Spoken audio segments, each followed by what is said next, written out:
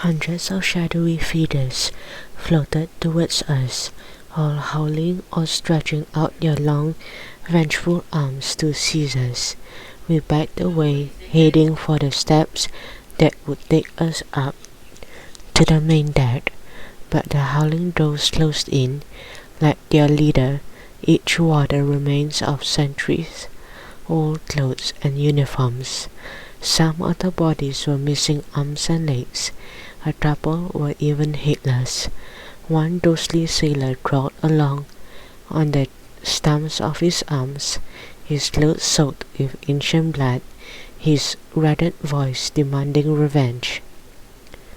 The man who called himself Santiago waved to his companions. "You see, you English cowards, I have 600 dead Spanish souls, all thirsting for revenge. You will pay with your lives for what you have done." "But we haven't done anything," Sean shouted back. "You're making a big mistake," Tashwin told him. "Captain Grubbins is the one you should settle with," I suggested. "We don't want your treasure, but he does." Then Sean had a brilliant idea. "If you let us go, you can have Captain Grubbins all to yourself. How about that?" Santiago spat again. "Why should I be content with just Grubbins? I want you all to die. None of you will leave here with the secret of San Jose. I do not want other greedy people like you coming to steal our treasure. You have our word," I swore. "We would tell no one of what we have seen." But Santiago and 600 ghosts weren't listening. They edged forward, howling. Some of the ghosts were armed with swords and strange old-fashioned muskets. Others reached out their bony hands to strangle us. Shots rang out. Grubbins was on the stairs behind us. He jumped down and his pistol spoke again. Spanish toes slammed to the floor. "Heave to," Grubbins ordered. "You all be under my command now, and ye shall carry the treasure topsides all of ye." Santiago refused.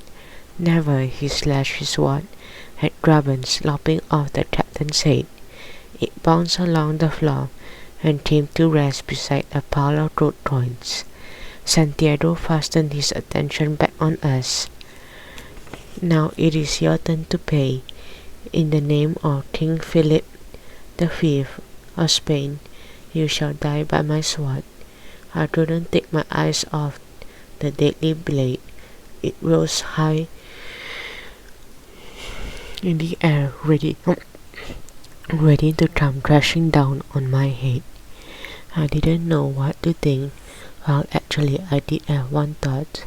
At least if I was dead, I wouldn't know how dumb I looked without a head. "Now stop," Sean roared. He leaped in front of me, protecting me from the sword as he came slicing down.